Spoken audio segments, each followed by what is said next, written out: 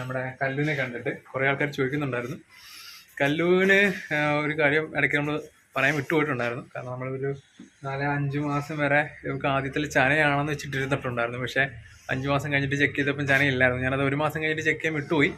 വേറെ ഒന്നുമല്ല, കുത്തിച്ച് 1 മാസം കഴിഞ്ഞപ്പോൾ നല്ല രീതിയിൽ നമുക്ക് മടി ഇറങ്ങി വരുന്നുണ്ടായിരുന്നു.